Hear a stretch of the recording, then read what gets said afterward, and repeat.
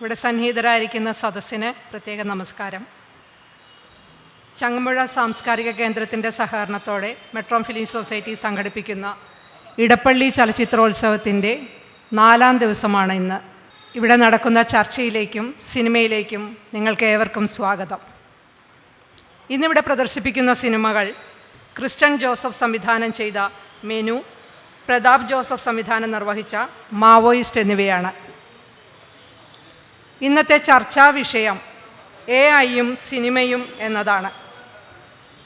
എവിടെ തിരിഞ്ഞാലും AI-യുടെ ഭാവി സാധ്യതകളും ഒപ്പം തന്നെ അതിനെക്കുറിച്ചുള്ള ആശങ്കകളും ഇന്ന് നമുക്ക് എവിടെയും കാണാവുന്നതാണ്.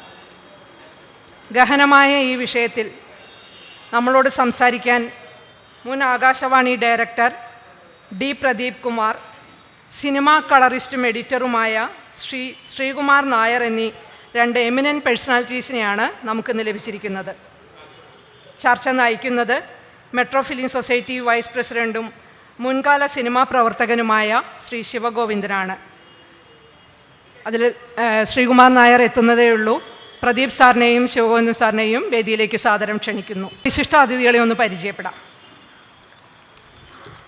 സംസ്ഥാനത്തെ FM പ്രക്ഷേപണത്തിൻ്റെ ആദ്യകാല സാരഥികളിൽ ഒരാളായ D. പ്രദീപ് കുമാർ കൊച്ചി, മഞ്ചേരി FM നിലയങ്ങളുടെ ആരംഭഘട്ടത്തിലും വികാസ പരിണാമങ്ങളിലും ക്രിയാത്മകമായ പങ്കുവഹിച്ചിട്ടുണ്ട്.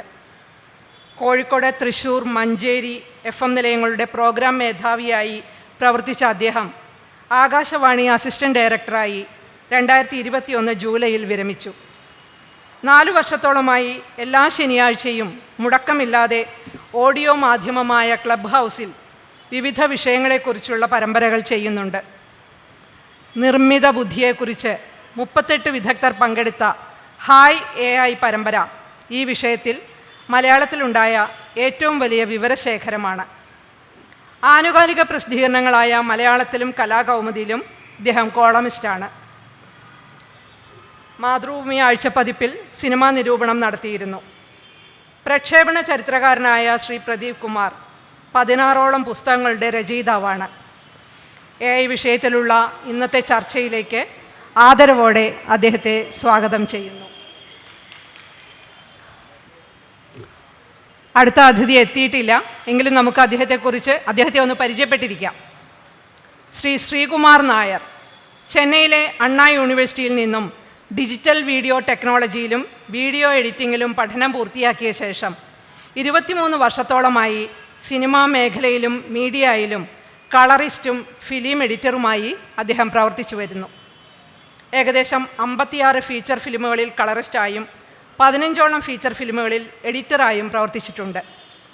കളർ ഗ്രേഡിംഗ് മജീഷ്യൻ എന്ന് വിളിക്കാവുന്ന ശ്രീകുമാർ പ്രവർത്തന മേഖലയുമായി ബന്ധപ്പെട്ട അനേകം ആർട്ടിക്കിൾസ് എഴുതിയിട്ടുണ്ട്.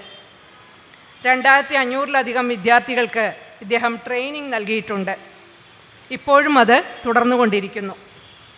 പല സ്ഥാപനങ്ങൾക്ക് വേണ്ടിയും technical consultant, technical director, creative director, chief editor, guest lecturer, non linear video editor എന്നീ നിലകളിലും അദ്ദേഹം പ്രവർത്തിച്ചു വരുന്നു. സിനിമ സലോൺ എന്ന കളർ ഗ്രേഡിംഗ് സ്റ്റുഡിയോയും ട്രെയിനിങ് സെൻറ്ററും സിനിമാ മേഖലയ്ക്കുള്ള ശ്രീകുമാറിൻ്റെ സംഭാവനയാണ്. ഇതിനെല്ലാം പുറമെ ആപ്പിൾ സർട്ടിഫൈഡ് പ്രോ ലെവൽ 1 ഗ്രേഡിന് അർഹനായ വ്യക്തി കൂടിയാണ് ശ്രീകുമാർ നായർ. AI-യെക്കുറിച്ചുള്ള ഈ സംവാദത്തിലേക്ക് അദ്ദേഹം എത്തുന്നതിന് മുമ്പ് തന്നെ അദ്ദേഹത്തെ നമ്മൾ സ്വാഗതം ചെയ്യുകയാണ്. ഈ ചർച്ചയുടെ മോഡറേറ്ററായ ശ്രീ ശിവഗോവിന്ദൻ സാറിനെ മെട്രോയുടെ വൈസ് പ്രസിഡൻറ്റും സിനിമാ മേഖലയിലെ മുൻകാല സിനിമാ പ്രവർത്തകനുമാണ്. അദ്ദേഹമാണ് ചർച്ച നയിക്കുന്നത്.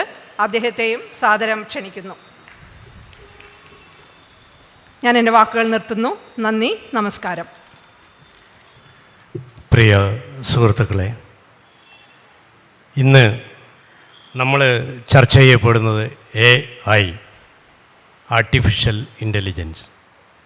സിനിമാ പ്രവർത്തകൻ എന്നുള്ള നിലയിൽ, അല്ലെങ്കിൽ മുൻകാല സിനിമയിൽ പ്രവർത്തിച്ചു എന്നുള്ള നിലയിൽ എൻ്റെ വീക്ഷണത്തിൽ ഇത് ഒരു അപകട മേഖലയായിട്ടാണ് എനിക്ക് തോന്നുന്നത്. കാരണം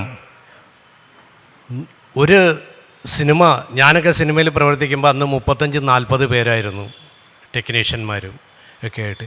ഇന്ന് ഒരു ബോക്സ് ഓഫീസ് സിനിമകളെന്ന് പറയുമ്പോൾ ഡയറക്റ്റായിട്ട് 200ഓളം പേരും അല്ലാതെ ഒരു 300ഓളം ആളുകളും കൂടി പ്രവർത്തിക്കും. അത്രയും ആളുകൾക്ക് തൊഴിൽ കിട്ടുന്നൊരു മേഖലയാണ് സിനിമാ മേഖല. പക്ഷേ ഈ ആർട്ടിഫിഷ്യൽ AI സിനിമ വരുന്നതോടുകൂടി ഏതാണ്ട് സിനിമയുടെ നിർമ്മാണം ഒരു മുറിക്കുള്ളിൽ ഒതുങ്ങിപ്പോവോ എന്ന് ഭയപ്പെടുന്നുണ്ട്. അങ്ങനെ സംഭവിച്ചാൽ ഇതിലൂടെ ജീവിക്കുന്ന അനേകം ആളുകൾ അവരുടെ കാരിയർ തന്നെ നഷ്ടപ്പെടാനുള്ളൊരു സാധ്യതയും ഉണ്ട്. പിന്നെ ഇത് നല്ല രൂപത്തിലും ഉപയോഗിക്കാം, ചീത്ത രൂപത്തിലും ഉപയോഗിക്കാം. അത് കിട്ടുന്ന ആളുകൾ എങ്ങനെ ഉപയോഗിക്കുന്നു, അവരുടെ മെൻറ്റാലിറ്റിക്ക് അനുസരിച്ചിരിക്കും ഈ ആർട്ടിഫിഷ്യൽ സിനിമകൾ. അപ്പോൾ ഇതിനെക്കുറിച്ച് തന്നെ ആധികാരികമായിട്ട് സംസാരിക്കാൻ വേണ്ട ആളുകൾ ഇവിടെ എത്തിയിട്ടുണ്ട്. അവർ പറയും. എങ്കിലും എൻ്റെ ഒരാകാംക്ഷ എന്ന് പറയുന്നത് ഇത് നല്ലതായാൽ നല്ലത്, മോശമായാൽ എല്ലാവർക്കും മോശമാവും. ആളുകളുടെ കാരിയർ തന്നെ നഷ്ടപ്പെടുത്തുന്ന രൂപത്തിലേക്ക് ഇത് പോവാനും സാധ്യതകൾ കാണുന്നുണ്ട്. ആറ്റം ബോംബ് കണ്ടുപിടിച്ചപ്പോൾ ഒരിക്കലും വിചാരിച്ചിട്ടില്ല ഇത്രയും ഭയാനകമാവുമെന്ന് വിചാരിച്ചിട്ടല്ല അത് കണ്ടുപിടിച്ചത്. പക്ഷേ ലോകത്തിന് നശീകരണത്തിന് വേണ്ടിയായിരുന്നു അത് ആദ്യം ഉപയോഗിച്ചത്. അതുപോലെ തന്നെ AI ആർട്ടിഫിഷ്യൽ ഇൻ്റലിജൻസ് എന്നുള്ള തിയറി ഉപയോഗിച്ച് നല്ല രൂപത്തിൽ പോയാൽ നല്ലത്, അതല്ലെങ്കിൽ അത് അപകടമായ രൂപത്തിലേക്ക് വരും എന്നാണ് എൻ്റെ ഒരു നിരീക്ഷണം. അപ്പോൾ ഇതിനെക്കുറിച്ച് കൂടുതലായിട്ട് സംസാരിക്കാനായിട്ട് നമ്മുടെ പ്രദീപ് കുമാർ സാർ ഇവിടെ എത്തിയിട്ടുണ്ട്. അദ്ദേഹം ഇതിനെക്കുറിച്ച് സംസാരിക്കും. അദ്ദേഹത്തെ ഈ വേദിയിലേക്ക് ഹാർദവമായി ക്ഷണിച്ചുകൊള്ളുന്നു. എല്ലാവർക്കും നമസ്കാരം. സിനിമയും നിർമ്മിത ബുദ്ധിയും എന്നുള്ളതാണ് ഇന്നത്തെ വിഷയം. ഇവിടെ സിനിമയിൽ നിന്ന് തന്നെ ആരംഭിക്കാം. 1964 കൗമുദി ആഴ്ചപ്പതിപ്പിൽ പ്രസിദ്ധീകരിക്കപ്പെട്ടതാണ് വൈക്കം മുഹമ്മദ് ബഷീറിൻ്റെ മതിലുകൾ എന്ന കഥ. സ്വാതന്ത്ര്യ സമര സേനാനിയായി അറസ്റ്റ് ചെയ്യപ്പെട്ട് ജയിലിൽ കിടന്ന അദ്ദേഹത്തിൻ്റെ ആത്മാംശമുള്ള കഥയാണ് അത്. 1989 അടൂർ ഗോപാലകൃഷ്ണൻ അത് സിനിമയാക്കി. മലയാളത്തിലെ ക്ലാസിക് സിനിമകളിലൊന്നായി അത് അറിയപ്പെട്ട് ഒട്ടേറെ പുരസ്കാരങ്ങൾ നേടി. ജയിലിലടയ്ക്കപ്പെട്ട ബഷീർ ശബ്ദങ്ങളിലൂടെ തൊട്ട് അപ്പുറത്ത് മതിലിനപ്പുറത്തുള്ള ഒരു സ്ത്രീയുമായി പ്രണയത്തിലാകുന്നു. രണ്ടുപേരും പരസ്പരം പ്രണയിക്കുന്നു. നാരായണിയുമായി പ്രണയത്തിലാകുന്നു. പരസ്പരം കാണുന്നതേയില്ല. ശബ്ദങ്ങളിലൂടെയാണ് പ്രേമസുരഭിലമായ സ്വപ്നങ്ങൾ കാണുന്നു. നമ്മുടെ വിഷയവുമായി ബന്ധപ്പെടുത്താം. 2025 ഇവർ സംസാരിക്കുമ്പോൾ, പ്രേമിക്കുമ്പോൾ അവരിൽ ഒരാൾ സംസാരിക്കുന്നത് നിർമ്മിത ബുദ്ധിയിലൂടെയാണ് എന്ന് സങ്കല്പിക്കുക. ഒന്നിയിൽ ബഷീർ അല്ലെങ്കിൽ നാരായണി. പ്രേമം ഇങ്ങനെ മുന്നോട്ട് പൊയ്ക്കൊണ്ടിരിക്കുന്നു. ആരും തിരിച്ചറിയുന്നില്ല ഇത് ഒരാൾ യഥാർത്ഥ മനുഷ്യനല്ല എന്ന്. നിർമ്മിത ബുദ്ധിയിലാണ് സംസാരിക്കുന്നതെന്ന് ഒരാൾ തിരിച്ചറിയുന്നില്ല എങ്കിൽ നിർമ്മിത ബുദ്ധി പൂർണ്ണ വളർച്ചയിലെത്തി എന്നാണ് അർത്ഥം. ഇത് പറഞ്ഞത് ഞാനല്ല, അലൻ ട്യൂറിംഗ് എന്ന 1950കളുടെ ആദ്യമാണ് നിർമ്മിത ബുദ്ധി വരുന്നത്. അതിനാ പേരിട്ടത് ജോൺ മക്കാർത്തെ എന്ന അമേരിക്കൻ കമ്പ്യൂട്ടർ സയൻറ്റിസ്റ്റാണ്. അപ്പോൾ അലൻ ട്യൂറിംഗ് അക്കാലത്ത് തന്നെ മാത്തമാറ്റിഷ്യനാണ്, ബ്രിട്ടീഷ് മാത്തമാറ്റിഷ്യനാണ്. ഒട്ടേറെ ഗവേഷണങ്ങൾ ഈ രംഗത്ത് നടത്തി. അദ്ദേഹം പറഞ്ഞു ഇത് വളരെ എവോൾവിങ് ആയിട്ടുള്ള ഒരു സംഭവമാണ്, മനുഷ്യൻ്റെ ബുദ്ധിക്ക് പകരം വെക്കാനുള്ള ഇമിറ്റേഷനാണ്. അതിങ്ങനെ വളർന്ന് ചെല്ലുമ്പോൾ പൂർണ്ണ വളർച്ചയെത്തി എന്നറിയണമെങ്കിൽ ഞാൻ പറഞ്ഞ ഈ സ്റ്റേജിൽ എത്തണം. അദ്ദേഹം ശാസ്ത്രീയമായി അതിന് പറഞ്ഞത് 2 സംസാരങ്ങൾ ഒരാൾ മറഞ്ഞിരുന്ന് കേൾക്കുന്നു. ഒരാൾ മനുഷ്യനും മറ്റേയാൾ നിർമ്മിത ബുദ്ധിയുമാണ്. നിർമ്മിത ബുദ്ധിയിലുള്ള ഉണ്ടാക്കിയിട്ടുള്ള ശബ്ദവുമാണ്. കേൾക്കുന്നയാൾക്ക് 2 പേരെയും മനുഷ്യരായിട്ട് മാത്രമേ തിരിച്ചറിയാൻ പറ്റുന്നുള്ളൂ എങ്കിൽ നിർമ്മിത ബുദ്ധി പൂർണ്ണ വളർച്ചയിലെത്തി എന്നാണ്. അപ്പം മതിലുകളുമായി ഞാനത് താരതമ്യപ്പെടുത്തി നോക്കുകയാണ്. പക്ഷെ ഇപ്പോൾ നമ്മൾ 50 വർഷങ്ങൾ, 50 അല്ല 70 വർഷം, 50കളിലാണ് ഇത് ആരംഭിക്കുന്നത്. അപ്പം 75 വർഷമായിട്ടും ഇതൊരു ശൈശവ ദശയിലാണ്. ഞാനും നിങ്ങളുമൊക്കെ അതിനെക്കുറിച്ച് പഠിച്ചുകൊണ്ടിരിക്കുന്ന, അറിഞ്ഞുകൊണ്ടിരിക്കുന്ന ആൾക്കാരാണ് തിരിച്ച്. ഇപ്പോൾ തന്നെ ലോകം മുഴുവനും മാറ്റിമറിക്കത്തക്ക ലെവലിലേക്ക് ഇത് എത്തിയിട്ടുണ്ട് തിരിച്ച്. ഒരു 3-4 വർഷം മുന്നേ ഞാൻ ബോംബെയിൽ പോയപ്പോൾ അവിടെ വളരെ അത്ഭുതകരമായ ഒരു കാര്യം കണ്ടു. വീട് തുടയ്ക്കുന്ന കമ്പ്യൂട്ടർ അല്ലെങ്കിൽ വീട് തുടയ്ക്കുന്ന ഒരു യന്ത്രം, അത് നിർമ്മിത ബുദ്ധിയിൽ പ്രവർത്തിക്കുന്നതാണ്. ഞാൻ മാവേലിക്കരയിൽ ഒരു വർഷം മുന്നേ ചെന്നപ്പോൾ അവിടെയുള്ള എല്ലാ വീടുകളിലും ഇതുണ്ട് തിരിച്ച്. അപ്പം വീട് തുടയ്ക്കുന്നത് മുതൽ ബഹിരാകാശ ചന്ദ്രനിലേക്കോ വ്യാഴത്തിലേക്കോ ചൊവ്വയിലേക്കോ ഒക്കെ പോകുന്ന ബഹിരാകാശ യാത്ര വരെ. ഇനിയൊരു യുദ്ധം ഉണ്ടാകുവാണെങ്കിൽ യുദ്ധത്തിൽ മനുഷ്യരായിരിക്കില്ല പടയാളികൾ, റോബോട്ടുകളായിരിക്കും. യന്ത്രമനുഷ്യർ യുദ്ധം ചെയ്യുന്ന കാലം. ആ ലെവലിലൊക്കെ എത്തിയിട്ടുള്ളത് നിർമ്മിത ബുദ്ധിയുടെ ശൈശവ ദശയിൽ തന്നെയാണ്. അപ്പോൾ ഇത് വളർച്ച പടിപടിയായി മുന്നോട്ട് പോകുമ്പോൾ ഇത് എവിടെ ചെന്നെത്തും? ഇപ്പോൾ തന്നെ ഇതിനൊരു യുഗ പരിവർത്തനം കാലം എന്ന് വേണമെങ്കിൽ വിളിക്കാം. മുഴുവൻ ജീവിത ഘട്ടങ്ങളിലും ഇപ്പോൾ തന്നെ നിർമ്മിത ബുദ്ധിയുടെ സാന്നിധ്യമുണ്ട്.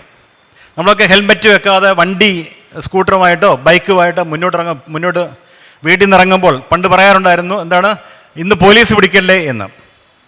ഇപ്പോൾ പോലീസ് പിടിച്ചില്ലെങ്കിലും നിങ്ങളെ നിർമ്മിത ബുദ്ധി AI ക്യാമറ പിടിക്കും, അല്ലേ? ആ ലെവലിലേക്ക് എത്തിയിട്ടുണ്ട്. ഇത് വഴി ചോദിക്കാൻ റോഡിലിപ്പം നമ്മളിപ്പോൾ ആലുവയിലോ ഒക്കെ ചെന്ന് കഴിഞ്ഞാൽ മലയാളികൾ പോലും ഇല്ല, ബംഗാളികൾ മാത്രമേ ഉള്ളൂ. ഇവരൊക്കെ ഇങ്ങനെ വഴി ചോദിക്കുന്ന ശങ്കിക്കുന്ന ഒരു കാലം ഉണ്ടായിരുന്നു 1 വർഷം മുന്നേ. ഇപ്പോൾ അതിൻ്റെ ഒന്നും ആവശ്യമില്ല. മാപ്പ് ഉപയോഗിച്ചിട്ടാണ് നമ്മൾ ലോകം മുഴുവനും സഞ്ചരിക്കുന്നത്. മാപ്പ് ചിലപ്പം വഴി നടത്തും, വഴി തെറ്റിക്കുകയും ചെയ്യും. ഒരു ഡോക്ടറൊക്കെ തെറ്റിയ വഴിയിലൂടെ പാലത്തിൽ വഴി അവസാനിച്ചു, നേരെ വണ്ടി വിട്ട് കുഴിയിൽ തോട്ടിൽ ചെന്ന് ചാടി. അങ്ങനെ ഒത്തിരി അപകടങ്ങൾ അടുത്ത കാലത്ത് ഒരു വിനോദയാത്രികൻ തമിഴ്നാട്ടിൽ നിന്ന് വന്ന് ആലപ്പുഴയ്ക്കടുത്ത് ഇതേപോലെ തന്നെ അപകടത്തിൽപ്പെട്ടു ഒക്കെ ഉണ്ടായിട്ടുണ്ടെങ്കിൽ പോലും ജീവിതത്തിൻ്റെ എല്ലാ മേഖലകളിലും നിർമ്മിത ബുദ്ധി ഇപ്പോൾ തന്നെ നിലവിൽ ഉണ്ട്.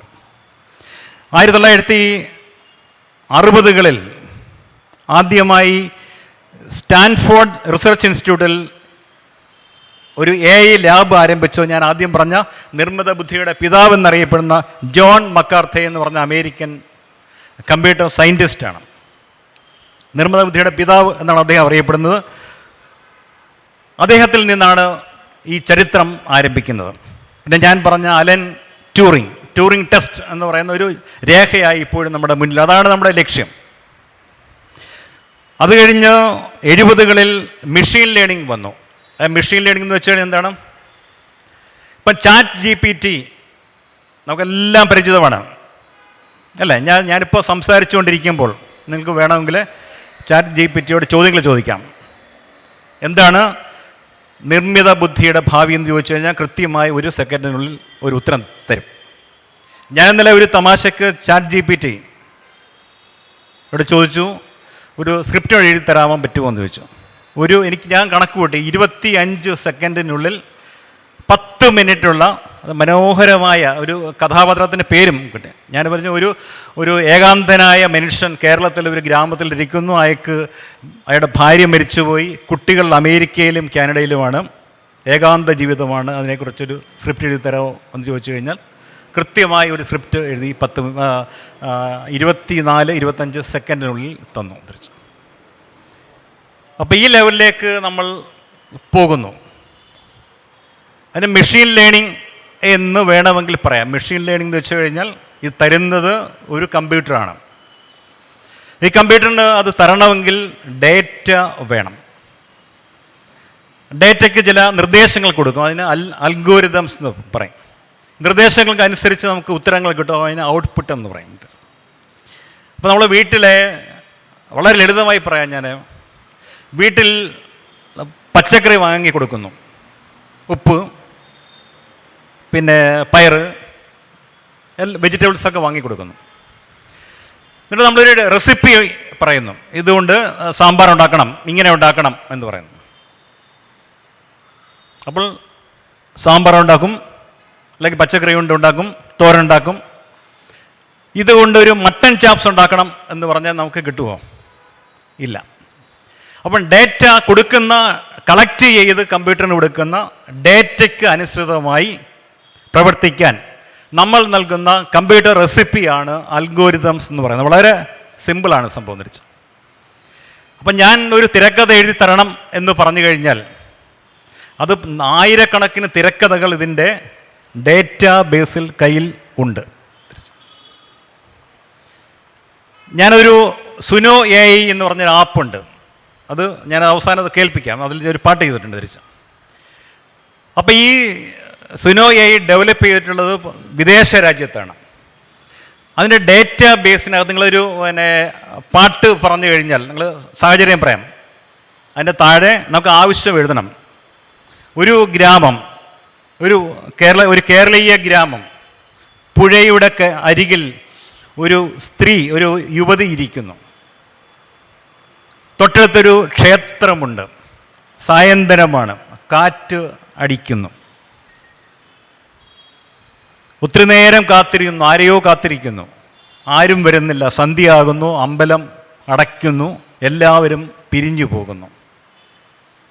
ഇതിങ്ങനെ സിറ്റുവേഷനിൽ ഒരു പാട്ട് എഴുതി തരാൻ പറഞ്ഞാൽ സുനോ AI ഒരു 10 സെക്കൻഡ് കൊണ്ട് ഒരു പാട്ട് എഴുതിത്തരും. 12 വരെയുള്ള പാട്ട് എഴുതിത്തരും. നമുക്ക് വേണമെങ്കിൽ ആ പാട്ട് മാറ്റാം, വരികൾ ചേർക്കാം, നിർദ്ദേശം കൊടുക്കാം. ഈ പാട്ട് എനിക്ക് പോപ്പ് മ്യൂസിക്കായി ചെയ്തു തരുമോ എന്ന് ചോദിച്ചു കഴിഞ്ഞാൽ പിന്നെയും ഒരു 10 സെക്കൻഡിനുള്ളത് ഗംഭീരമായി പോപ്പ് മ്യൂസിക്കായിട്ടോ റാപ്പ് മ്യൂസിക്കായിട്ടോ ചെയ്തു തരും.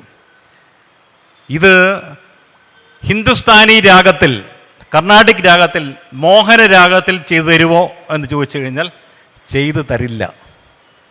എന്തുകൊണ്ട് ചെയ്തു തരില്ല? അതിൻ്റെ ഡേറ്റാ ബേസിനകത്ത് ഹിന്ദുസ്ഥാനി ഇല്ല, ചെണ്ടയില്ല, മോഹനരാഗമില്ല, കർണാടക സംഗീതമില്ല. നാളെ ഇതിൻ്റെ ഡേറ്റാ ബേസിലേക്ക് ഇന്ത്യൻ രാഗങ്ങൾ മുഴുവൻ വരും, കർണാടക രാഗങ്ങൾ വരും, ഹിന്ദുസ്ഥാനി വരും, നാടൻ പാട്ടുകൾ വരും. അപ്പോൾ ഞാനിപ്പോൾ പറഞ്ഞുകൊണ്ടിരിക്കുന്ന ഒരു 6 മാസം കഴിഞ്ഞ് അല്ലെങ്കിൽ 1 വർഷം കഴിഞ്ഞ് കലാഭവൻ മണി പാടിയ പോലെ ഒരു നാടൻ പാട്ട് എനിക്ക് പാടിത്തരുമോ, കമ്പോസ് ചെയ്ത് തരുമോ എന്ന് ചോദിച്ചു കഴിഞ്ഞാൽ നിങ്ങൾക്ക് ഉറപ്പായും ഇത് കിട്ടും. അപ്പോൾ ഇത് പ്രവർത്തിക്കുന്നത് ഞാൻ പറഞ്ഞ കമ്പ്യൂട്ടർ റെസിപ്പി. ഡേറ്റ ഇതിലേക്ക് ഫീഡ് ചെയ്യുന്നു, ആയിരക്കണക്കിന്. അതിൻ്റെ ഒരു കണക്കൊന്നുമില്ല. അന്നൊക്കെ നമ്മുടെ ഒരു ഭാവനയ്ക്ക് നിൽക്കുന്നതല്ല, അത്രയും വലിയ ഡേറ്റ ഓരോ കാര്യത്തിലും ഫീഡ് ചെയ്യുന്നു. അതിന് അൽഗോരിതംസ് എന്ന് പറയുന്ന അതിന് ഡയറക്ഷൻസ് കൊടുക്കുന്നു. അതിന് നമ്മൾ ആവശ്യപ്പെടുമ്പോൾ അതിന് ഒരു ഔട്ട്പുട്ട് കിട്ടുന്നു. ഈ ലെവലിലാണ് നിത്യജീവിതത്തിൽ നമ്മളിപ്പോൾ വാട്സാപ്പിൽ തുറന്നു കഴിഞ്ഞാൽ മെറ്റ AI ഉണ്ട്. മെറ്റ AIയുടെ ചോദ്യങ്ങൾ ചോദിച്ചു കഴിഞ്ഞാൽ ഇഷ്ടംപോലെ ചോദ്യങ്ങൾക്ക് നമുക്ക് ഇൻസ്റ്റൻ്റായി ഉത്തരം കിട്ടും. ക്രിയേറ്റീവായിട്ടുള്ള എന്തു കാര്യങ്ങൾക്കും നമുക്ക് പരിഹാരം കിട്ടും. അതിൻ്റെ നൈതിക പ്രശ്നങ്ങളൊക്കെ വേറെയുണ്ട് തിരിച്ച്. അപ്പോൾ ഈ ലെവലിൽ ChatGPT പോലെയുള്ള ചാറ്റ് ബോട്ടുകളിലൂടെയൊക്കെ നിത്യജീവിതത്തിൽ ഇടപെട്ടുകൊണ്ടിരിക്കുകയാണ് നിർമ്മിത ബുദ്ധി. നമ്മുടെ വിഷയം സിനിമയാണത്. അപ്പോൾ സിനിമയിൽ ഇതിൻ്റെ സാധ്യതകൾ എന്ത് എന്നാണ് നമുക്കിവിടെ ചർച്ച ചെയ്യേണ്ടത്. ഈ രംഗത്ത് തന്നെ പ്രവർത്തിക്കുന്ന അദ്ദേഹം ഇവിടെ എത്തിയിട്ടുണ്ട്. ഇത് നേരത്തെ പറഞ്ഞ ക്ലബ് ഹൗസ് പരമ്പരയുമായി ബന്ധപ്പെട്ട് അദ്ദേഹവും ഇതിൽ പങ്കെടുത്തിട്ടുണ്ട്. ഒട്ടേറെ പഠനങ്ങൾ നടത്തിയതിൻ്റെ ഫലമാണ് ഞാൻ ഇന്നിവിടെ സംസാരിക്കുന്നത്. തിരിച്ചു നിർമ്മിത ബുദ്ധി സിനിമയ്ക്ക് അത്ര അപരിചിതമായ കാര്യമല്ല. ഒട്ടേറെ മേഖലകളിൽ ഇപ്പോൾ ഉപയോഗിക്കുന്നുണ്ട്. ഭാവി അതിനേക്കാട്ടിലും വലിയ വ്യത്യസ്തമായ തലങ്ങളിലേക്ക് സിനിമയുടെ എല്ലാ മേഖലകളിലേക്കും നിർമ്മിത ബുദ്ധി കടന്ന് കയറും, ഉറപ്പായിട്ടും കടന്നു കയറും. ഇത് സ്ക്രിപ്റ്റ് റൈറ്റിങ്ങിൽ ഉപയോഗിക്കാം. ഞാൻ നേരത്തെ പറഞ്ഞു, ആമുഖമായി പറഞ്ഞു, ഈ പറഞ്ഞ സാധാരണ അൺപെയ്ഡ് ആയിട്ടുള്ള മെറ്റയിലോ അല്ലെങ്കിൽ വാട്സാപ്പ് തുറക്കുമ്പോൾ കിട്ടുന്ന ആ റൂമിലോ എവിടെയും നമ്മൾ കൊടുത്തു കഴിഞ്ഞാൽ, ഒരു ഡയറക്ഷൻ കൊടുത്തു കഴിഞ്ഞാൽ നമുക്ക് ഇഷ്ടപ്പെട്ട ലെവലിലുള്ള എല്ലാ തിരക്കഥകളും കിട്ടും, എഴുതി കിട്ടും വേണമെങ്കിൽ. ഏത് ലാംഗ്വേജിലും കിട്ടും, പുറത്തും കിട്ടുമെന്ന് വെച്ചു. സിനിമയിൽ ഇത് സാധാരണഗതിയിൽ നമുക്കൊരു പുതിയ ഐഡിയ വേണം,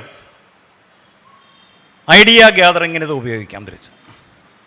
ആശയങ്ങൾ, ഇത് ഒരു തിരക്കഥയ്ക്ക് എത്രയോ വൈവിധ്യപൂർണമായ തിരക്കഥകൾ, സിനിമകൾ ഇതിൻ്റെ ഡേറ്റ ബാങ്കിലുണ്ട്. അപ്പോൾ നമ്മളൊരു ആവശ്യം ഉന്നയിച്ചു കഴിഞ്ഞാൽ, ഞാൻ നേരത്തെ പറഞ്ഞ ഏകാന്ത മനുഷ്യനെക്കുറിച്ച് പാട്ടെഴുതാം. ഏകാന്ത മനുഷ്യൻ്റെ ജീവിത സമസ്യകൾ, കേരളത്തിൻ്റെ സാഹചര്യത്തിൽ വീട് വിട്ടു പോകുന്ന, എല്ലാവരും വൃദ്ധരായി മാറുന്ന, 5 വർഷം കഴിഞ്ഞാൽ ഇന്ത്യൻ ജനസംഖ്യയിൽ ഏറ്റവും കൂടുതൽ വൃദ്ധരുള്ള സംസ്ഥാനമാണ് കേരളം. പല മുനിസിപ്പൽ ടൗണുകളും ഒഴിഞ്ഞ അവസ്ഥയിലാണ് കേരളത്തിൽ. യാഥാർത്ഥ്യമാണ്. കേരളത്തിൽ താമസിക്കുന്ന ലൈവായിട്ടുള്ള വീടുകളുടെ എണ്ണം കുറഞ്ഞു വരികയാണ്. ഇതൊക്കെ നമ്മൾ ഇതിൻ്റെ പറഞ്ഞിട്ട് ഇതിനെ ആസ്പദമാക്കി എനിക്കൊരു 30 മിനിറ്റ് തിരക്കഥ എഴുതി തരാൻ ചോദിച്ചു കഴിഞ്ഞാൽ കൃത്യമായിട്ട് കിട്ടും. അതങ്ങനെ തന്നെ സിനിമയാക്കാൻ നമുക്ക് പറ്റില്ലെന്നിരിക്കും.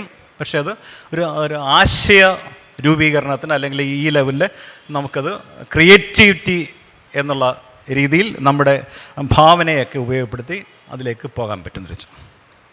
പിന്നെ അതിലുള്ളത് സിനിമാറ്റോഗ്രാഫിയിൽ AI വ്യാപകമായി ഇപ്പോൾ ഉപയോഗിക്കുന്നുണ്ട്, എഡിറ്റിങ്ങിൽ ഉപയോഗിക്കുന്നുണ്ട്, വിഷ്വൽ എഫക്ട്സിൽ ഉപയോഗിക്കുന്നുണ്ട്. ഇതിനപ്പുറം വളരെ കൗതുകകരമായ കാര്യം നമുക്കറിയാം. മരിച്ചുപോയ പ്രശസ്ത താരങ്ങളുടെ പേരിൽ അവിടെ അതേ രൂപഭാവങ്ങളുള്ള, അല്ലെങ്കിൽ മരിച്ചുപോയ താരങ്ങളെ തന്നെ പൂർണ്ണമായും അഭിനയിക്കുന്ന സിനിമകൾ വന്നിട്ടുണ്ട്. ഡിജിറ്റൽ അല്ലെങ്കിൽ വിർച്വൽ ആക്ടേഴ്സ് എന്നാണ് ഇവരെ പറയുക. അപ്പം മരിച്ചുപോയ പ്രേം നസീറിനെ നാളെ ഒരു സിനിമയിൽ നായകനാക്കാൻ വളരെ എളുപ്പമാണ്. ഇപ്പം ആരെങ്കിലും അഭിനയിക്കുന്നു, അതിൽ ഫേസ് സ്വാപ്പിംഗ് എന്ന് പറയുന്ന ഒരു സംവിധാനമുണ്ട് ആർട്ടിഫിഷ്യൽ ഇൻ്റലിജൻസിൽ. മുഖം മാറ്റി വെക്കുന്നു, വളരെ സിമ്പിൾ ഒരു രീതി അത്. രണ്ടാമത്തെ രീതി, ആരെങ്കിലും അഭിനയിക്കുന്നു, അയാൾക്ക് പ്രേം നസീറിൻ്റെ അതേ ഭാവ അഭിനയം, രൂപം വേറെയായിരിക്കും, പ്രേം നസീറിനെ പോലെ അഭിനയിക്കും അദ്ദേഹം. 2 രീതിയും വളരെ സിമ്പിളാണ്. നമ്മുടെ മുന്നിൽ ലോക സിനിമയിലെ ഉദാഹരണങ്ങളുണ്ട്. പീറ്റർ കഷിംഗ് എന്ന് പറയുന്ന അമേരിക്കൻ താരമുണ്ട്. അത് 60 വർഷം അമേരിക്കയിൽ നിറഞ്ഞു നിന്ന മെയിൻ സ്ട്രീം താരമായിരുന്നു അദ്ദേഹം. ഈ ഡ്രാക്കുള പോലെയുള്ള ഒട്ടേറെ സിനിമകൾ അദ്ദേഹം അഭിനയിച്ചിട്ടുണ്ട്. അദ്ദേഹം മരിച്ചത് 1994 2016 rogue one A star wars story എന്നൊരു സിനിമ ഇറങ്ങി. ഇതിലെ നായകൻ അദ്ദേഹമായിരുന്നു. 1994 മരിച്ച് എത്രയോ വർഷങ്ങൾ കഴിഞ്ഞ് 2016 അമേരിക്ക മുഴുവനും തകർത്ത് ഓടിയ സിനിമയിലെ നായകനായി അദ്ദേഹം അവതരിച്ചു. കാരണം നിർമ്മിത ബുദ്ധി. ഗൈ ഹെൻറി എന്ന നടനാണ് യഥാർത്ഥത്തിൽ അഭിനയിച്ചത്. അദ്ദേഹത്തിൻ്റെ മുഖം മാറ്റി പീറ്റർ കഷിങ്ങിൻ്റെ മുഖം സിനിമയിൽ പ്രതിഷ്ഠിച്ചു. ഉദാഹരണം ഇവിടെ അവസാനിക്കുന്നില്ല. ക്യാരി ഫിഷർ എന്ന ഒരു ആക്ട്രസ് ഉണ്ട്. അവർ 2016 അന്തരിച്ചു. 2019 അവരെ നായികയാക്കി Star Wars the Rise of Skywalker എന്ന സിനിമ വന്നു. അതും നിറഞ്ഞ സദസ്സിൽ ഓടുകയും പുരസ്കാരങ്ങൾ നേടുകയും ചെയ്തു. അതേപോലെ പോൾ വാക്കർ എന്ന നടൻ, അദ്ദേഹം മരിച്ച ശേഷം അദ്ദേഹത്തെ നായകനായി സിനിമയുണ്ടായി. അങ്ങനെ ധാരാളം സിനിമകൾ വിദേശ രാജ്യങ്ങളിൽ വന്നു. ഞാൻ വായിച്ചത് ഹോളിവുഡിൽ ഇത് വലിയ ചർച്ചയാണ്. ഇപ്പോൾ സിനിമകൾ വന്നു തുടങ്ങിയിട്ടേ ഉള്ളൂ. തിരിച്ചു ജീവിച്ചിരുന്നുവെങ്കിൽ പീറ്റർ കുഷിംഗ് ഈ സിനിമയ്ക്ക് സമ്മതിക്കുമായിരുന്നോ എന്നൊരു മൗലികമായ ചോദ്യം ഒരാൾ ചോദിച്ചു. അദ്ദേഹം മരിച്ചുപോയി. അദ്ദേഹത്തിൻ്റെ രൂപം ഈ സിനിമയിൽ റീക്രിയേറ്റ് ചെയ്യുന്ന സിനിമയിൽ ഉപയോഗപ്പെടുത്താൻ അദ്ദേഹത്തിൻ്റെ പിൻഗാമികളാണ് അനുവാദം നൽകിയത്. പിൻഗാമികൾക്ക് അതിനുള്ള അവകാശമുണ്ടോ എന്നൊരു ചോദ്യം. രണ്ടാമത്തെ ചോദ്യം, ഈ റീക്രിയേറ്റ് ചെയ്യപ്പെട്ട പീറ്റർ കുഷിങ്ങിൻ്റെ അവകാശികളാര് എന്നൊരു ചോദ്യമുണ്ട്. ഇത് നൈതികമായ ചില ചോദ്യങ്ങളാണ് ഇതിൽ ഉന്നയിക്കപ്പെട്ടിട്ടുള്ളത്.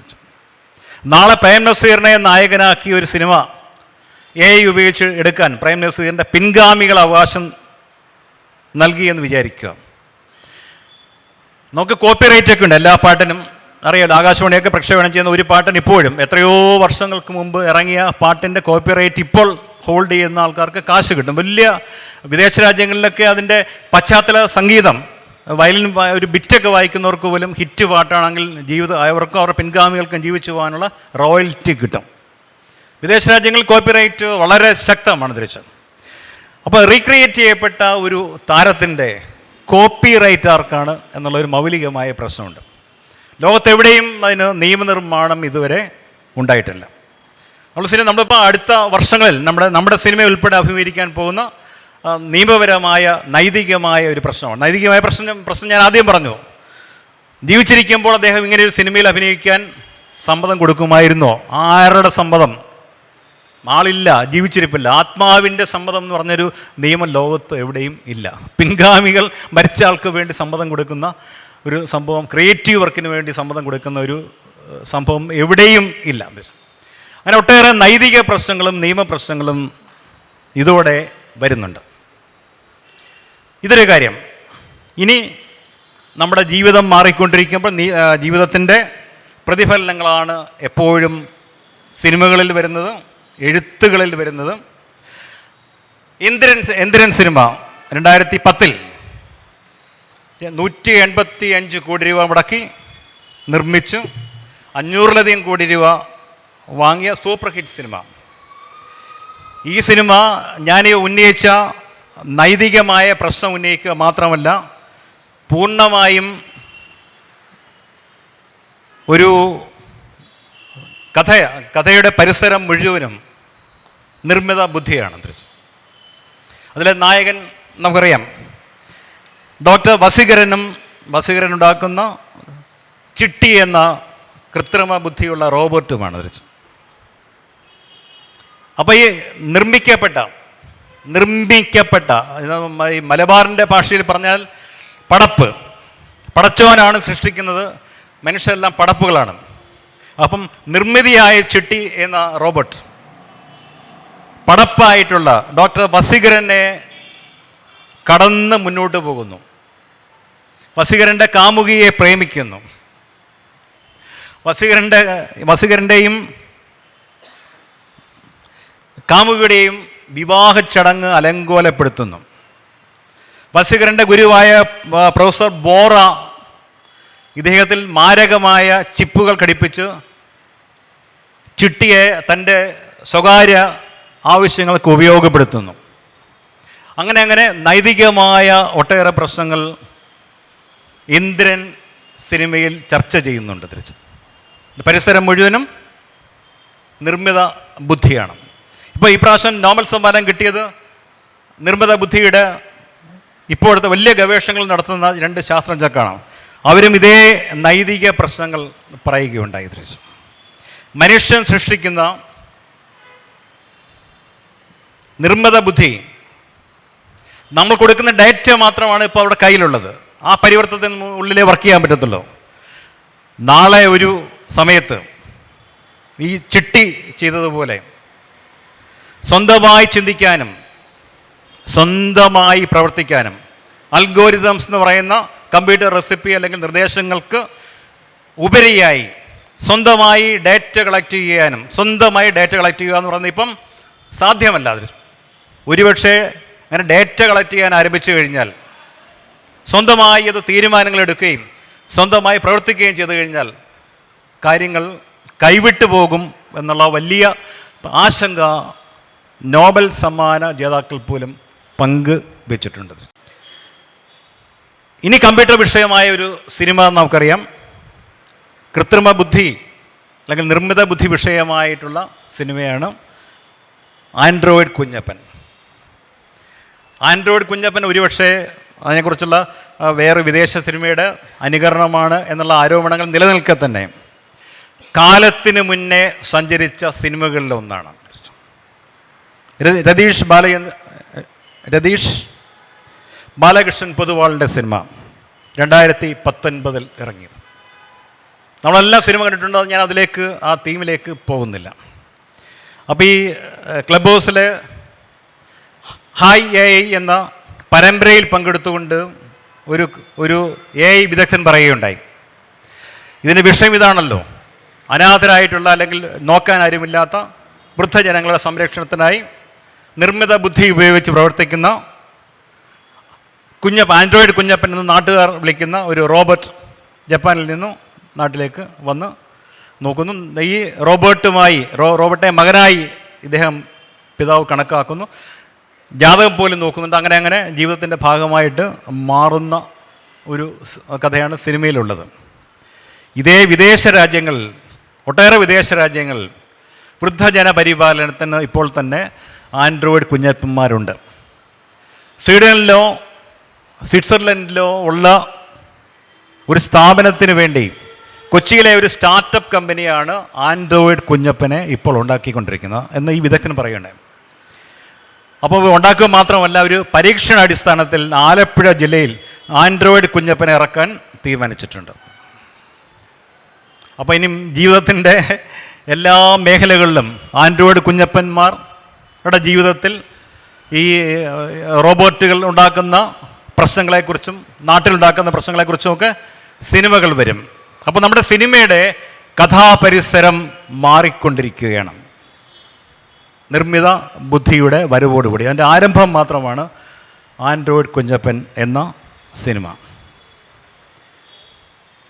ഇത്രയാണ് എനിക്ക് പൊതുവായി നിർമ്മിത ബുദ്ധിയെക്കുറിച്ച് പറയാനുള്ളത്. സിനിമയിൽ അത് ഉണ്ടാക്കാൻ സാധ്യതയുള്ള കാര്യങ്ങൾ. അമേരിക്കയിൽ കഴിഞ്ഞ 50 വർഷമായി പ്രവർത്തിക്കുന്ന മാതൃഭൂമിയിൽ അദ്ദേഹത്തിൻ്റെ സയൻസ് സ്കൂളിൻ്റെ എതിരൻ കതിരവനോട് ഞാൻ ഈ പരമ്പരയിൽ ചോദിച്ചു, തമാശയായി ചോദിച്ചു, ഈ ഇപ്പോഴത്തെ സിനിമകളിൽ നമുക്കറിയാം, ഞാനൊരു മാധ്യമ പ്രവർത്തകനായ ആകാശവാണിയാണ് ഏറ്റവും കൂടുതൽ പാട്ടുകൾ പ്രക്ഷേപണം ചെയ്യുന്നത്. അപ്പോൾ ഈ പാട്ടുകൾ നമുക്ക് ഇപ്പോൾ കിട്ടുന്ന പാട്ടുകളിൽ 95% ചവറ്റുകൊട്ടയിൽ എറിയുകയാണ് ചെയ്യുന്നത് എല്ലാ റേഡിയോ നിലയങ്ങളും. ഇനി പൂർണ്ണമായും ചെറുപ്പക്കാരുടെ അവരെ ടാർഗറ്റഡ് ഓഡിയൻസ് ആക്കിയിട്ടുള്ള സ്വകാര്യ FM നിലയങ്ങൾ പോലും കിട്ടുന്ന പാട്ടുകളിൽ 5% പോലും ഉപയോഗിക്കുന്നില്ല. ബാക്കി മുഴുവൻ ഉപേക്ഷിക്കപ്പെടുകയാണ് ചെയ്യുന്നത്. ഇങ്ങനെ ഉപേക്ഷിക്കപ്പെടുന്ന പാട്ടുകൾ, അത് പലർക്കും വിയോജിപ്പുണ്ടാകാം. എൻ്റെ ഒരു അഭിപ്രായത്തിൽ ആ പാട്ടുകളെയായി നമുക്ക് കണക്കാക്കാൻ പറ്റില്ല. അത് താളമാണ് മിക്കവാറും അതിനകത്തുള്ളത്. അതിന് ലൈൻ ഇല്ല, സാഹിത്യം എന്ന് പറയുന്നത് ഇതിനകത്ത് ഇല്ല. അപ്പോൾ ഈ പാട്ടുകളൊക്കെ പുതിയ സുനോ AI പോലെയുള്ള ആപ്പുകൾ ഉപയോഗിച്ച് നിർമ്മിക്കുന്ന പാട്ടുകൾ കേട്ട് കഴിഞ്ഞാൽ അതിൽ സാഹിത്യമൊന്നുമില്ല. അങ്ങനെ നമ്മൾ തിരുത്തിയില്ലെങ്കിൽ അതിൽ പ്രത്യേകിച്ച് സാഹിത്യമൊന്നുമില്ല. പക്ഷേ അതിന് താളം ഉണ്ടാകും. പോപ്പ് മ്യൂസിക്കിൻ്റെ അല്ലെങ്കിൽ ഇൻഡി പോപ്പിൻ്റെ ഒക്കെ ആ ലെവലിലുള്ള നല്ല ദൂരെ നിന്ന് കേട്ട് കഴിഞ്ഞാൽ നല്ല ഗംഭീരമായിട്ട് ഇരിക്കുന്നത്. അപ്പോൾ ഈ പുതിയ സിനിമകളിലെ അതിന് ഗാനരചയിതാക്കൾ വേണമെന്ന് നിർബന്ധമില്ല, സംഗീത സംവിധായകർ വേണമെന്ന് നിർബന്ധമില്ല. വേണമെങ്കിൽ ഇങ്ങനെയും ചെയ്യാമല്ലോ എന്ന് ഞാൻ അദ്ദേഹത്തോട് ചോദിച്ചപ്പോൾ, ഇപ്പോൾ അങ്ങനെ ചെയ്യുന്നില്ല എന്ന് താങ്കളോട് ആരാണ് പറഞ്ഞത്? ഇപ്പോൾ അങ്ങനെ ധാരാളം ചെയ്യുന്നുണ്ട്. ഇഷ്ടംപോലെ പുതിയ സിനിമകളിൽ ആപ്പുകൾ ഉപയോഗിച്ച് പാട്ടുകൾ എഴുതപ്പെടുകയും പാട്ടുകൾക്ക് സംഗീതം നൽകുകയും അത് പുറത്തിറങ്ങുകയും നമ്മൾ ചിലരൊക്കെ കേൾക്കുകയും താളം പിടിക്കുകയൊക്കെ ചെയ്യുന്ന ഒരു കാലമാണ് ഇത്. അപ്പോൾ കൂടുതൽ കാര്യങ്ങൾ ഈ രംഗത്ത് പ്രവർത്തിക്കുന്ന അദ്ദേഹം പറയും. ഞാൻ അതിനു മുമ്പ് പറ്റുന്നെങ്കിൽ ഞാൻ ആ സുനോ AI-യെക്കുറിച്ച് ആദ്യം പറഞ്ഞ ഒരു പാട്ടിനെക്കുറിച്ച് അതെങ്ങനെ ഇരിക്കും എന്ന് ഇത് പ്ലേ ചെയ്യാൻ പറ്റുന്നെങ്കിൽ ഞാൻ കേൾപ്പിക്കാൻ വിചാരിച്ചു. അപ്പം ഞാൻ പറഞ്ഞു, ഈ പാട്ട് സുനോ AI തന്നെ ഉണ്ടാക്കിയതാണ്.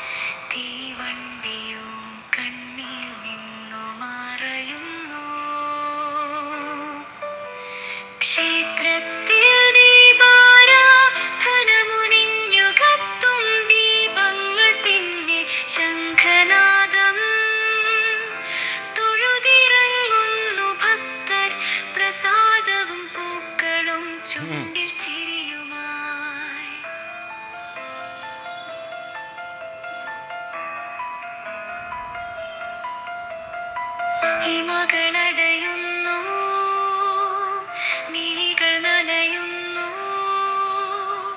ഉള്ളു പിടയുന്നു, മനസ്സിലിരുൾ മൂടുന്നു. താഴേക്കിറങ്ങുന്നു കാർമേഘം, കാഴ്ചയെല്ലാം മറയ്ക്കുന്നു, മായുന്നു.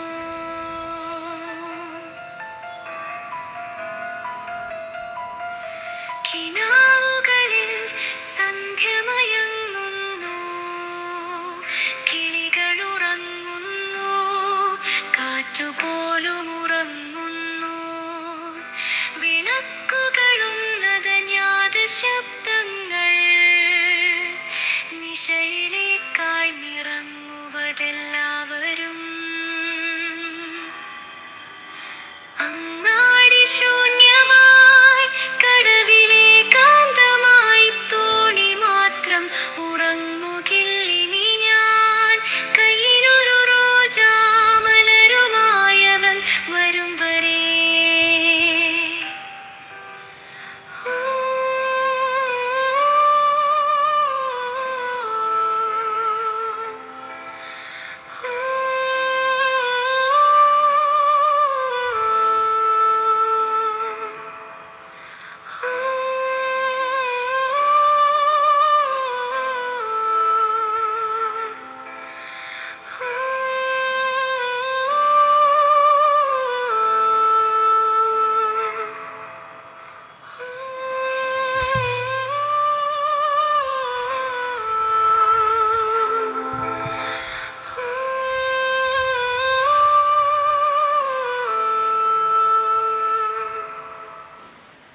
അപ്പോൾ ഇതാണ് ഇപ്പോഴത്തെ അവസ്ഥ. ഇതൊരു ഞാൻ നേരത്തെ പറഞ്ഞു, നിർമ്മിത ബുദ്ധി ശൈശവദശയിൽ മാത്രമേ എത്തിയിട്ടുള്ളൂ. അപ്പോഴാണ് ഇത്രയൊരു ഔട്ട്പുട്ട് നമുക്ക് കിട്ടുന്നത്. അതിൽ ഇന്ത്യൻ രാഗങ്ങളൊന്നുമില്ല. ഇതൊരു പാതോസ് ഇതിൽ മാത്രം കമ്പോസ് ചെയ്തിട്ടുള്ളതാണ് സംഭവം തിരിച്ച്. അപ്പോൾ ഇതാണ് നിർമ്മിത ബുദ്ധിയുടെ ഒരു ഭാവി എന്ന് പറയാവുന്നത്. ഇനി ഞാൻ ആദ്യം പറഞ്ഞ ആദ്യത്തെ ചോദ്യത്തിലേക്ക് തിരിച്ചു പോകും. പോയിട്ട് നമുക്കിവിടെ ഞാൻ അവസാനിപ്പിച്ച് മൈക്ക് കൈമാറുകയാണ്. ഇന്നലെ മാമുക്കോയുടെ സിനിമ നമ്മൾ കണ്ടു. ഈ മാമുക്കോയുടെ ശബ്ദത്തിൽ ഏതെങ്കിലും കാലത്ത് നിർമ്മിത ബുദ്ധിക്ക് സംസാരിക്കാൻ പറ്റുമോ എന്നുള്ള? സംസാരിക്കാൻ പറ്റണമെങ്കിൽ മലയാളത്തിലെ തന്നെ ആയിരക്കണക്കിന് ഭാഷാ വകഭേദങ്ങളുണ്ട്. ഞാനൊരു 40-45 വയസ്സ് പ്രായമുള്ളവരുടെ ഓർമ്മകളിലേക്ക് ഞാൻ ക്ഷണിക്കുകയാണ് നിങ്ങളെ. പണ്ട് ദൂരദർശനിലെ പഞ്ചായത്ത് രാജ് സംവിധാനത്തിന് പ്രചാരം കൊടുക്കാൻ വേണ്ടി ദൂരദർശനിലും ആകാശവാണിയിലും ഒക്കെ പരമ്പരകളുണ്ടായിരുന്നു. ഡൽഹി ചെയ്യുന്ന പരമ്പരയുടെ വിവർത്തനമാണ് വന്നുകൊണ്ടിരുന്നത്. ആ വിവർത്തനത്തിനകത്ത് സർപഞ്ച് സാഹിബേ, താങ്കൾ ഞങ്ങളുടെ ഗ്രാമത്തിലെ പൈപ്പ് നന്നാക്കി തരുമോ? അല്ലെങ്കിൽ രാമായണത്തിൽ നമ്മൾ രാമായണത്തിൻ്റെ പിതാശ്രീ മാതാശ്രീ ഞാൻ അങ്ങയോട് പറയട്ടെ എന്നൊക്കെ പറയും. ബാപ്പ അല്ലെങ്കിൽ പിന്നെ അച്ഛനൊക്കെ അല്ലെങ്കിൽ അപ്പൻ അല്ലെങ്കിൽ ഡാഡി എന്ന് സംസാരത്തിനിടയിൽ നിർമ്മിത ബുദ്ധി ഉപയോഗിച്ച് പറയണമെങ്കിൽ നമുക്ക് നിർമ്മിത ബുദ്ധിക്ക് ചരിത്രബോധം വേണം, സ്വത്വബോധം വേണം. അപ്പം മാമുക്കോയ സംസാരിക്കുന്ന മലബാറിൻ്റെ ഭാഷ മാമുക്കോയ ഉൾക്കൊള്ളുന്ന ഒരു ജനസമൂഹത്തിൻ്റെ ഭൂപ്രദേശത്തിൻ്റെ ഒക്കെ സ്വത്വം പ്രകാശിപ്പിക്കുന്ന ഭാഷയാണ്. അപ്പം ഭാഷ ആശയപ്രകാശനത്തിന് ഭാഷയുണ്ട്. അങ്ങേക്ക് എന്താണ് പറയാനുള്ളത്, എന്താ കാര്യം എന്നുള്ളതിൻ്റെ വേറൊരു വേർഷനാണ്. രണ്ടും തുല്യമാണ്. അല്ലെങ്കിൽ ഞാൻ ആകാശവാണി ഈ ക്ലാസ്സുകൾക്ക് പോകുമ്പോൾ പറയാറുള്ളത്, നമ്മൾ ഇൻ്റർവ്യൂ ചെയ്യാൻ പോകുമ്പോൾ നേരെ പോയിട്ട് കാലിത്തൊഴുത്തിലേക്ക് കയറി വയലും വീടും പരിപാടിയിൽ ഇൻ്റർവ്യൂ ചെയ്യുമ്പോൾ, അല്ലയോ ക്ഷീരകർഷക, പാലുൽപാദനത്തെക്കുറിച്ച് താങ്കളുടെ അഭിപ്രായം എന്ത് ചോദിച്ചു കഴിഞ്ഞാൽ എന്ത് കിട്ടും? ചിലപ്പം പുള്ളിയും തട്ടും പശുവും വേണമെങ്കിൽ തൊഴിക്കും തിരിച്ചു. അപ്പോൾ പ്രാദേശികമായ ഭാഷാ വൈജാത്യങ്ങൾ സ്വത്വപ്രകാശനം ഒക്കെ സാധ്യമാകണമെങ്കിൽ അങ്ങനെയുള്ള ആയിരക്കണക്കിന് സിറ്റുവേഷൻസ് ഇതിലേക്ക് ഇങ്ങനെ ഫീഡ് ചെയ്തുകൊണ്ടേ ഇരിക്കണം. അപ്പോഴും മനുഷ്യൻ്റെ മസ്തിഷ്കം എന്ന് പറയുന്നത് വളരെ അത്ഭുതകരമായ സംഭവമാണ്. അതിൻ്റെ പ്രവർത്തനങ്ങൾ ആർക്കും അറിയില്ല. എനിക്ക് എന്നെ തന്നെ അറിയില്ല എന്ന് നമ്മൾ പലപ്പോഴും പറയാറുള്ളത് സത്യം പറഞ്ഞാൽ തലച്ചോറിൻ്റെ ഒരു പ്രവർത്തനത്തെ എൻ്റെ പ്രതിഫലനമാണ് തിരിച്ചും. അപ്പോൾ അതിനൊക്കെ തുല്യമായി നിർമ്മിത ബുദ്ധി വളരുമോ? അങ്ങനെ വളരുന്ന കാലത്ത് മാത്രമേ ഞാൻ ഈ പറഞ്ഞ ട്യൂറിംഗ് ടെസ്റ്റിൽ നമ്മൾ വിജയിക്കുകയുള്ളൂ, അത് പൂർണ്ണമാവുകയുള്ളൂ. അതുവരെ നമുക്ക് തൽക്കാലം കാത്തിരിക്കാം. അല്ലെങ്കിൽ സിനിമയിൽ ഈ പ്രേം നസീർ സംസാരിക്കുന്നതൊക്കെ പ്രേം നസീറിൻ്റെ ശബ്ദത്തിൽ നമുക്ക് വേണമെങ്കിൽ ഇപ്പോൾ അനുകരിക്കാൻ പറ്റും.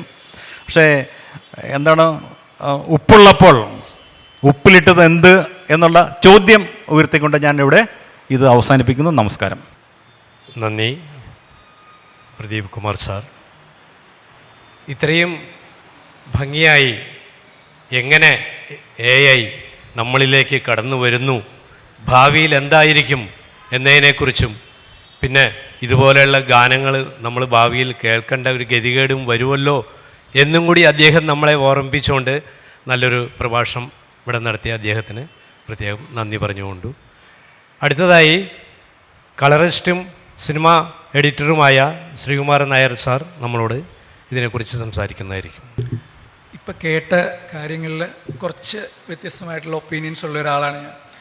കാരണം നാളെ തൊട്ട് AI ഉപയോഗിക്കാതെ എൻ്റെ ജോലി ചെയ്യാൻ പറ്റുമെന്ന് ചോദിച്ചാൽ പറ്റില്ല, പണി നിർത്തേണ്ടി വരും.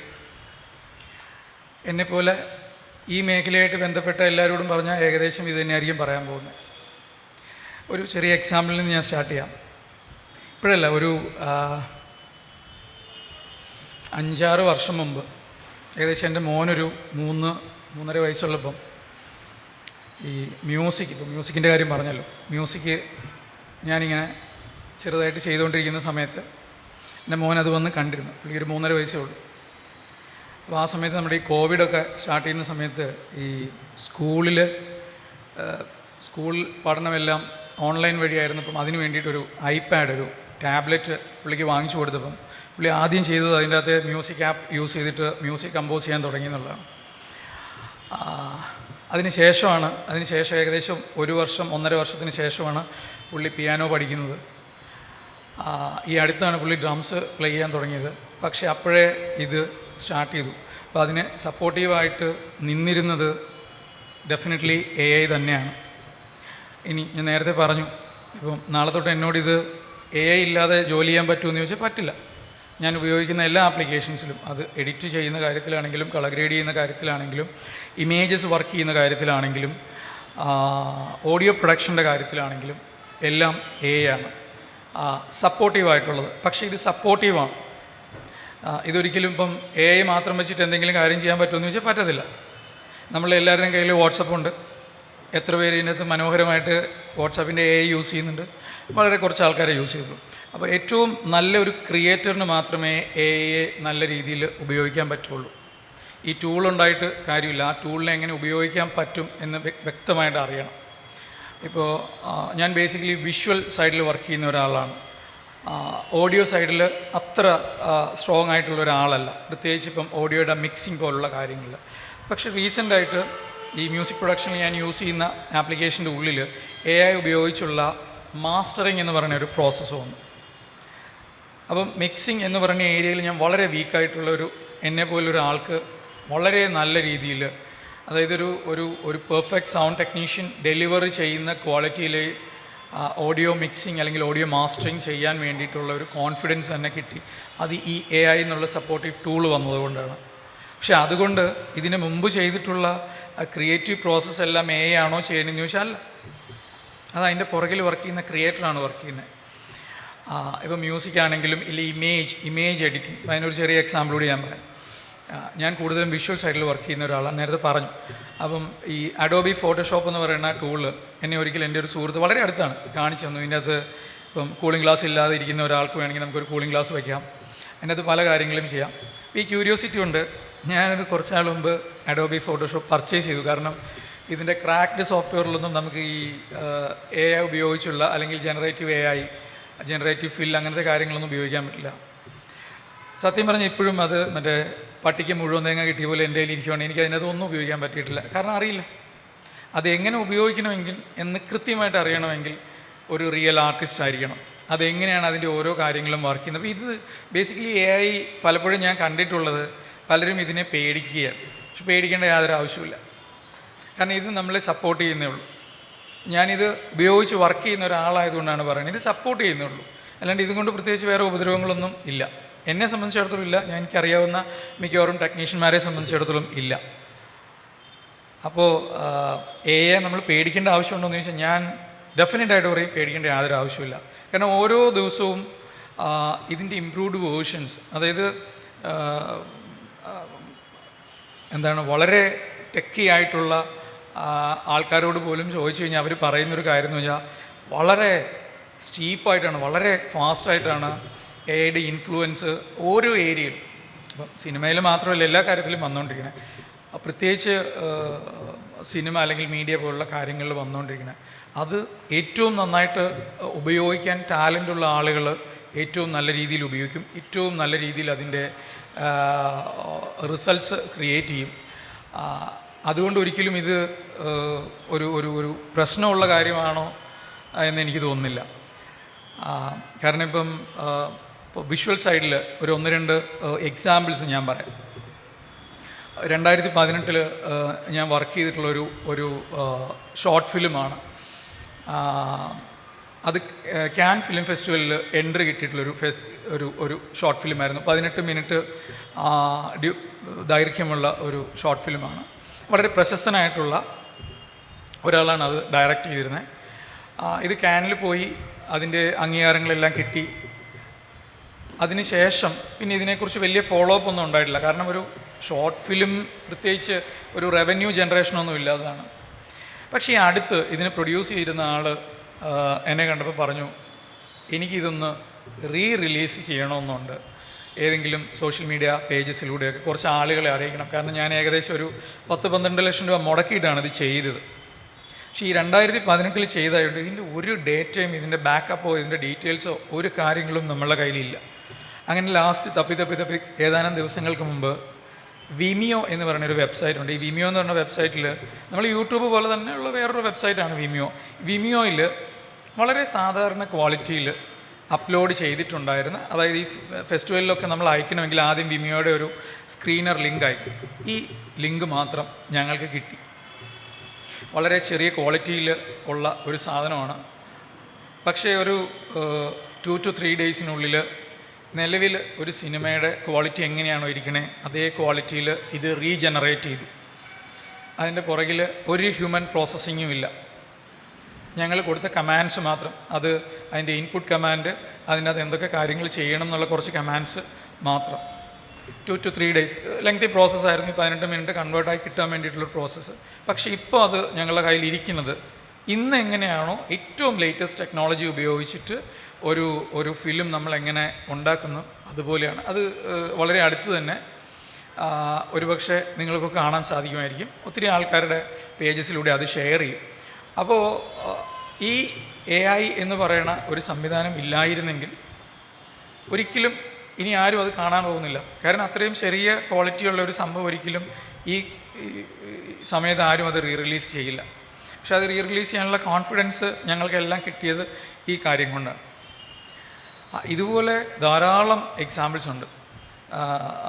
ഇപ്പോൾ തന്നെ AI ഉപയോഗിച്ചിട്ട് ഇപ്പം നമ്മളൊരു വീഡിയോ അല്ലെങ്കിൽ ഒരു ഫിലിം ഷൂട്ട് ചെയ്യുമ്പം ഇത്രയും ഏരിയയാണ് ഷൂട്ട് ചെയ്യുന്നതെന്ന് വിചാരിക്കുക.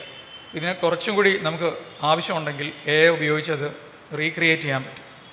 അത്രയും AI തന്നെ അതായത് ഇപ്പം ഞാൻ നിൽക്കുന്ന ഇത്രയും ഏരിയയിലാണ് നമുക്കൊരു വിഷ്വൽ കിട്ടിയെങ്കിൽ ഇതിൻ്റെ സൈഡിലോട്ടോ ഇതിൻ്റെ മുകളിലോട്ടോ ഇതിൻ്റെ താഴത്തോട്ടോ ഒക്കെ റീജനറേറ്റ് ചെയ്യാൻ പറ്റും. അതും പല ഓപ്ഷൻസിലാണ്. അതിന് പല ഓപ്ഷൻസ് പോലും കിട്ടും.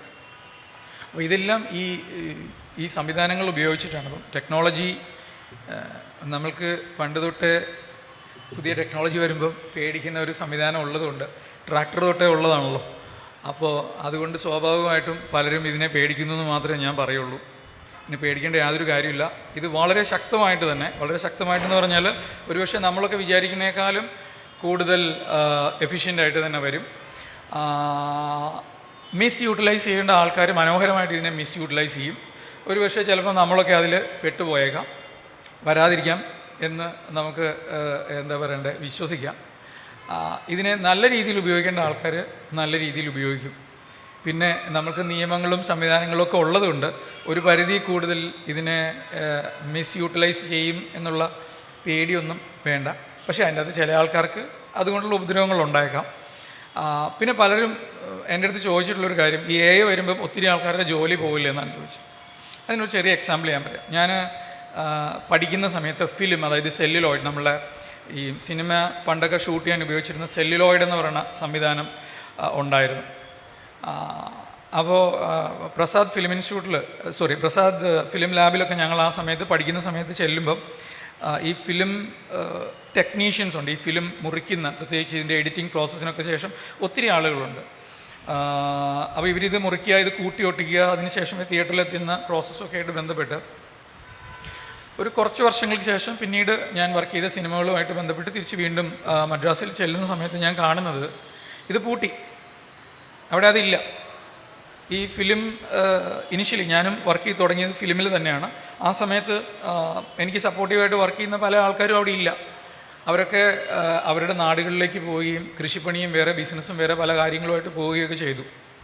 പക്ഷേ അതിനു മുമ്പും വർക്ക് ചെയ്തിരുന്ന പലരും ഇപ്പോഴും വർക്ക് ചെയ്യുന്നുണ്ട്. അത് ആക്ച്വലി നമുക്ക് കാണിച്ചു തരുന്ന ഒരു കാര്യം എന്ന് പറഞ്ഞാൽ, അതായത് ഈ ഡിജിറ്റൽ ഇൻവോൾവ്മെൻറ്റ്, ഡിജിറ്റൽ പ്രസൻസ് വന്നപ്പോൾ പല ആൾക്കാരുടെയും ജോലി തെറിച്ചു, ശരിയാണ്. പക്ഷേ ടാലൻറ്റഡായിട്ട് ഇതിനെ വളരെ നല്ല രീതിയിൽ ഉപയോഗിക്കാൻ ശ്രദ്ധിച്ചിരുന്ന ആൾക്കാർ പുതിയ ടെക്നോളജി വന്നപ്പോൾ അതിനെ ഉപയോഗിച്ചു, അവർ സർവൈവ് ചെയ്തു. ഞാനൊക്കെ ആ കൂട്ടത്തിൽ പെട്ടതാണ്. ഇനി ഈ ടെക്നോളജി വരുമ്പം ഇതിനെ കൃത്യമായിട്ട് ഉപയോഗിച്ച് ക്രിയേറ്റീവായിട്ട് അതിനെ എക്സ്പ്ലോയിറ്റ് ചെയ്യുകയോ അല്ലെങ്കിൽ യൂസ് ചെയ്യുകയോ ചെയ്യാൻ കഴിവുള്ള ആളുകൾ സർവൈവ് ചെയ്യും. ഇല്ലാത്ത ആൾക്കാർക്ക് ഡെഫിനറ്റ്ലി ഇത് പേടിക്കേണ്ട ഒരു കാര്യം തന്നെയാണ്. കാരണം പോസിബിലിറ്റീസ് ഹ്യൂജാണ്.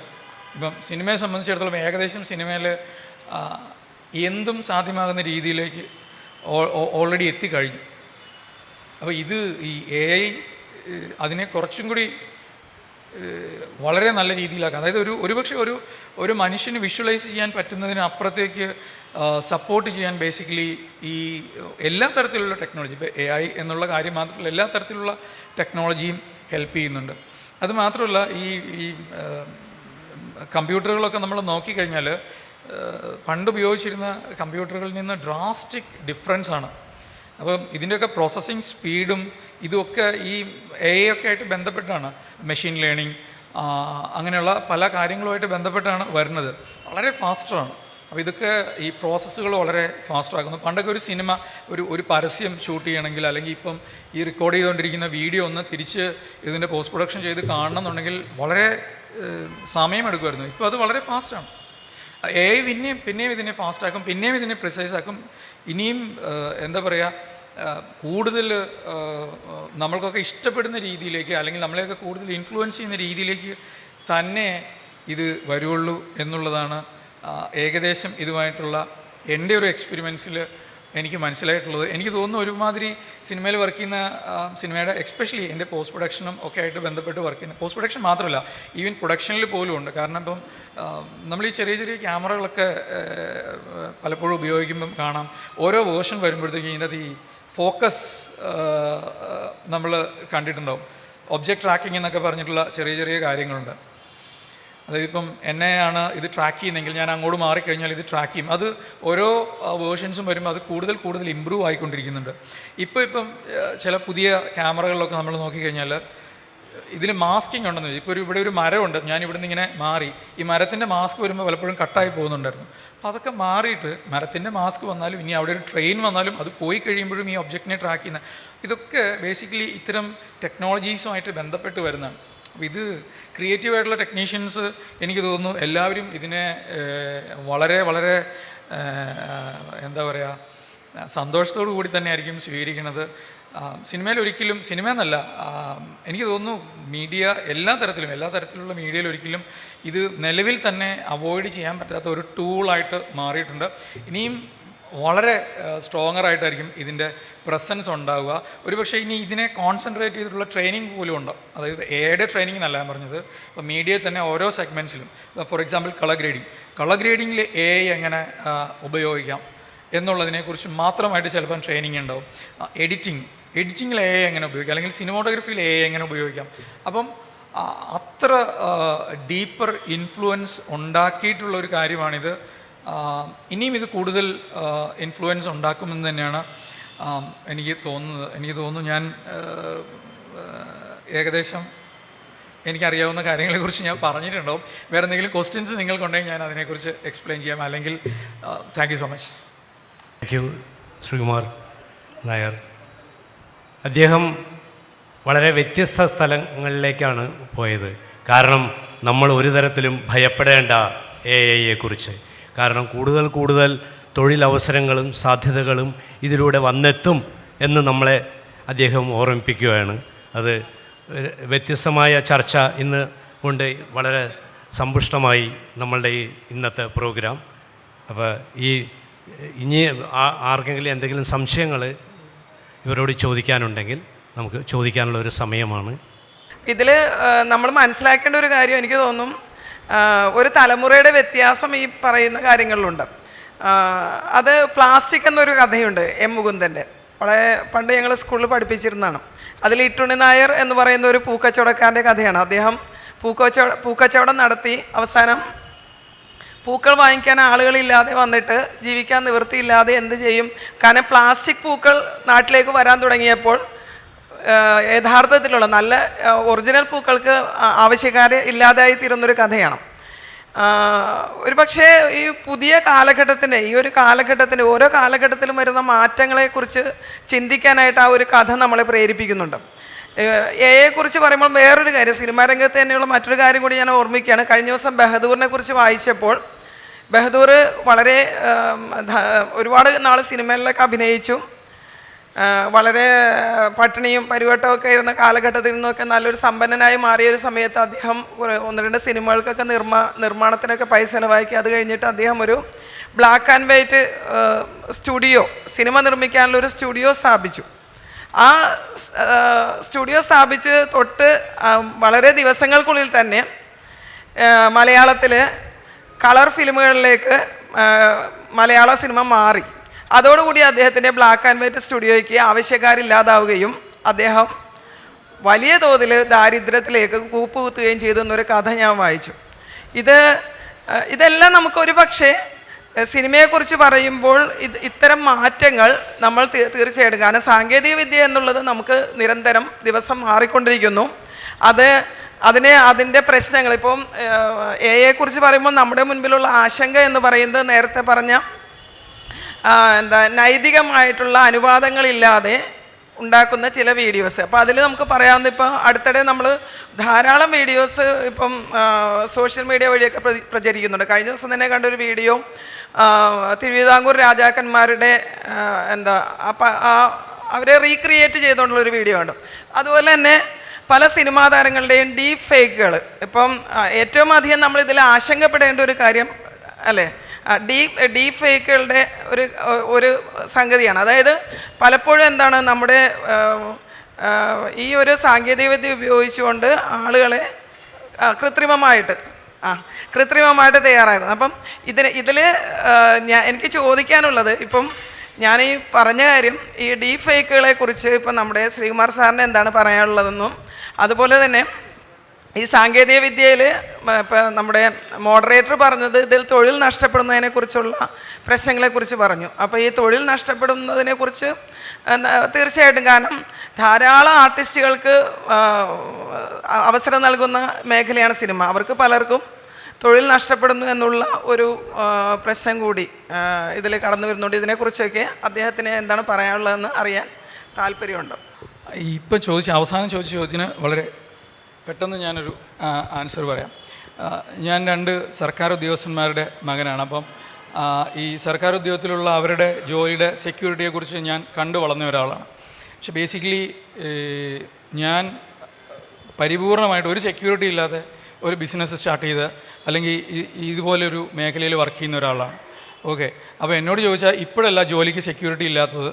സർക്കാർ ജോലി അല്ലാത്ത ഒരുമാതിരിപ്പെട്ട ഏത് ജോലി ചെയ്താലും ആർക്കും ഒരു സെക്യൂരിറ്റി ഇല്ല. അപ്പോൾ ഇതിനകത്ത് ടാലൻറ്റഡ് ആയിട്ട് നിലവിലെ ടെക്നോളജിയും നിലവിലെ ക്രിയേറ്റിവിറ്റിയും നിലവിലെ ആവശ്യങ്ങളും, ഈ ആവശ്യങ്ങൾ എന്ന് പറയുമ്പോൾ പലപ്പോഴും നമ്മൾ പറയും മാസിന് ആവശ്യമുള്ളത്, അങ്ങനെയൊന്നുമല്ല.